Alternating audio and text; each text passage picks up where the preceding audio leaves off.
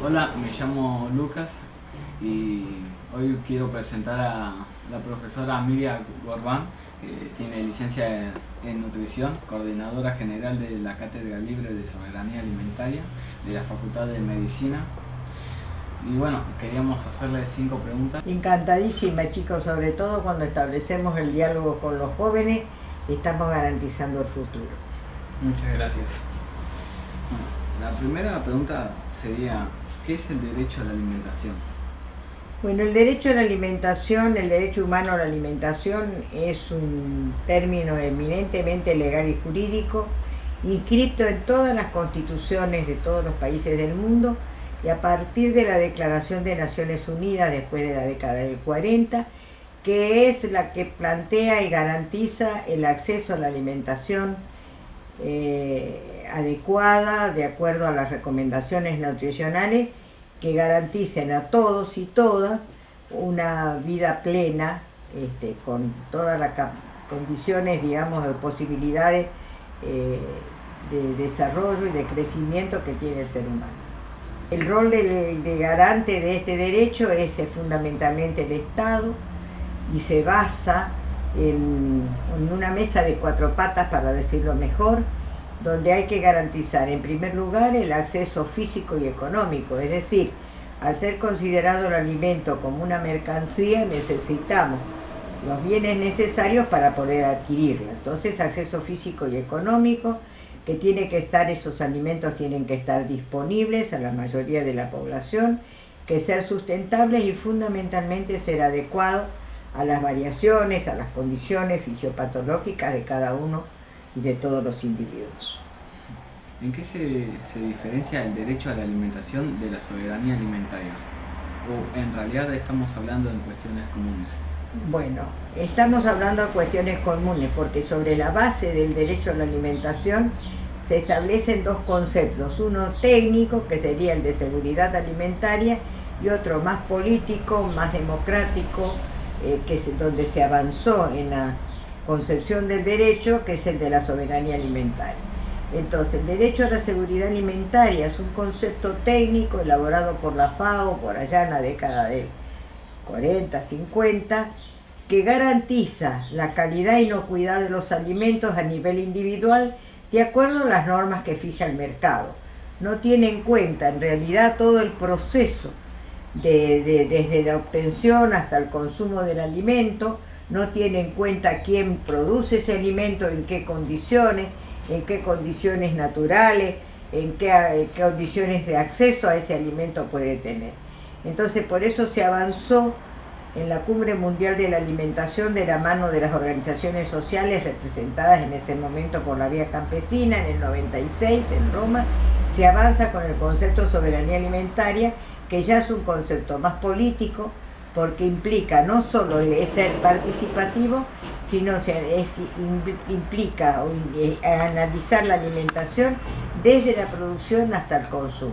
Y es así que, elaborado por los propios protagonistas, que son los que producen el alimento, se piensa también en quién produce el alimento, qué hay detrás de ese plato de comida que tenemos, con quién comemos, cómo comemos, qué comemos, y quién produce ese alimento, si hay trabajo esclavo, si la capacidad y la condición de productor del alimento le permite tener una vida digna, si hay trabajo infantil, si el suelo donde se produce ese alimento, qué condiciones requiere, qué modalidad o qué técnica de cultivo y de producción se requiere. Sí, todo ese análisis de toda la cadena alimentaria está contemplado en el concepto de soberanía alimentaria. Claro. Pregunta sería, siendo la Argentina un país rico en materia prima, que fuimos y somos con grandes extensiones en campo en donde podemos cultivar lo que sea, ¿por qué cree usted que se implementó la emergencia alimentaria? Qué buena pregunta, chicos, muy buena pregunta. Bueno, nosotros somos productores de alimentos, es nuestra matriz productiva, no ensamblamos automóviles, acá producimos alimentos. Pero es una falacia afirmar de que producimos para 400 millones de habitantes. Lo que nosotros producimos en las últimas décadas, a partir del 96, sobre todo lo que se consideran commodities, es decir, alimentos comodines, que sirven tanto para alimentar a los animales como alimentarnos a nosotros o alimentar a los automóviles. El mismo alimento sirve para todo. Estos son, por eso se necesitan grandes extensiones de tierra como las que nosotros tenemos. Son los alimentos comodines o de caja rápida, que también le llama, es decir, que tienen rendimiento económico a corto plazo, como el caso de la soja, como el caso del maíz, de la caña de azúcar, de la palma aceitera, que en distintas partes del mundo se cultivan y que necesitan grandes extensiones territoriales.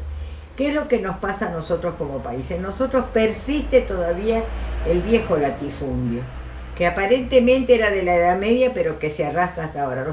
Más del 60% de la superficie cultivada en nuestro país es para este commodity, para este producto de exportación que es la soja.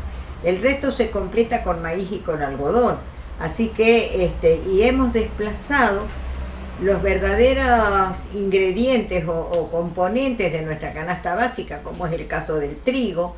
Entonces hemos llegado a reducir muchísimo la extensión en la producción de trigo, que además ahora está caro, hemos recuperado un poquito, no lo suficiente, y el trigo es, a diferencia de otros países de América, la base de nuestra alimentación. En los demás países tenés el maíz como la base o el arroz también, pero para nosotros es el trigo.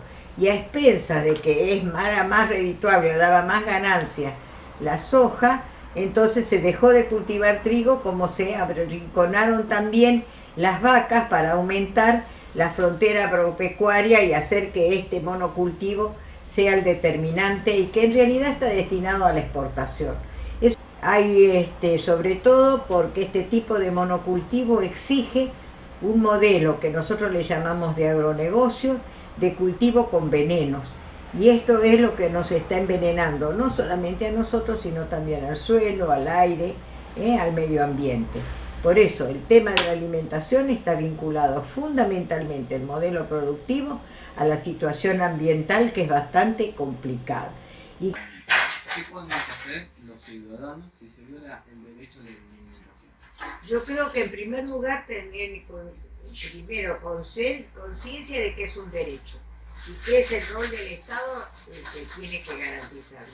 Y que ese derecho se garantiza, como dice Amartya Sen, Premio Nobel de Economía del 98, se garantiza con pleno empleo, con salarios dignos y con precios justos. Todo lo demás son parches, no resuelven el problema, no estamos hablando de aumentar bolsones, de políticas asistenciales. Estamos hablando de políticas estructurales y de fondo que garanticen esto que estamos diciendo: pleno empleo, salario digno y precios justos para que el conjunto de la población tenga acceso a la alimentación. ¿Cómo pueden los estados garantizar el derecho a la alimentación?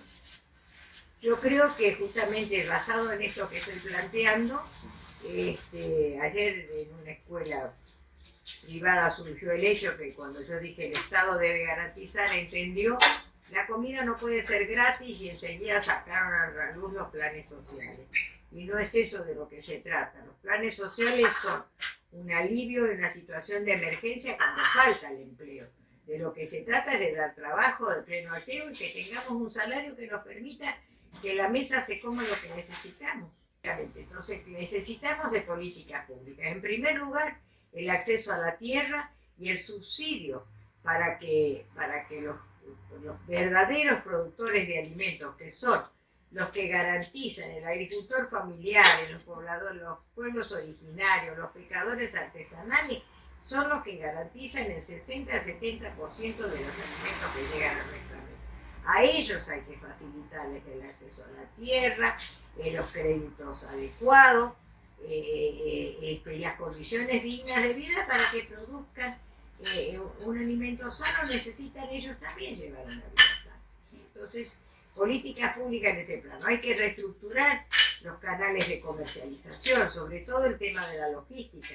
Una de las razones del precio elevado de los alimentos son que en nuestro país, a partir de las políticas neoliberales, se levantaron los trenes y entonces todos los alimentos y los alimentos frescos en especial se trasladan por carreteras, en camiones, y eso tiene un alto costo en energía fósil por un lado, el alto costo en el transporte desde ya y contamina el ambiente. En cambio, si nosotros lo trasladamos y la mitad de los productos que llegan en estas condiciones en un país tan extenso como el nuestro, llegan deteriorados y eso significa costo e incremento de los costos. Y todo esto tenemos una red de transporte, digo trenes como puedo decir transporte fluvial, yo estuve ayer en Corrientes y está desaprovechada el transporte fluvial que no lo estamos aprovechando. La vía aérea también en este momento, el ejemplo es Tucumán, que está produciendo en gran escala arándanos, y nuestro futuro tiene que ser un futuro que significa dejar el monocultivo y dar toda la diversidad de alimentos frescos, de calidad, sanos, seguros y soberanos, como decimos, y que los podemos ofrecer al mundo, y entonces sí ser bandera. Dale, sí. ¿Cómo ve el hecho de que enseñen en los colegios, como hay una semana de ESI, de educación sexual integral, que enseñen una semana el cómo ser autogestión? Autosuficiencia alimentaria, claro, me parece sensacional tu idea, me parece sensacional y se puede aprovechar la semana de octubre, porque vos tenés el 15 de octubre es el Día de la Mujer Rural, el 16 el Día de la Alimentación y el 17 el Día de la Pobreza. Eso se puede instrumentar como una semana de la alimentación sana, segura y soberana desde ya, donde nosotros ¿qué nos planteamos? Nos planteamos, así como nos planteamos lo que tiene Misiones, una huerta, una escuela. San Luis tiene una familia, una huerta, es decir, cultivar aunque sean macetas, ¿no? Lo mínimo, digamos, las cosas básicas. Pero aunque no pudieras hacerlo porque no tenés espacio, por lo que sea, sí, tenemos que enseñar a seleccionar, a asistir más a las ferias que a los supermercados, por ejemplo, consumir más alimentos frescos, consumir talleres de cocina es necesario, hay que volver a la cocina que la abandonamos detrás de las comidas rápidas. Comida rápida, claro. Por ejemplo, dicen que aumentó 4 veces el consumo de lo que se llaman los delivery. Cuando hablamos del consumo de carne, la carne, ¿qué es lo que más consumimos? Hamburguesa y milanesa. Entonces, ¿cuánto de la variedad en la alimentación podemos tener y por ende la variedad de nutrientes si ampliamos la frontera, digamos, de nuestro consumo?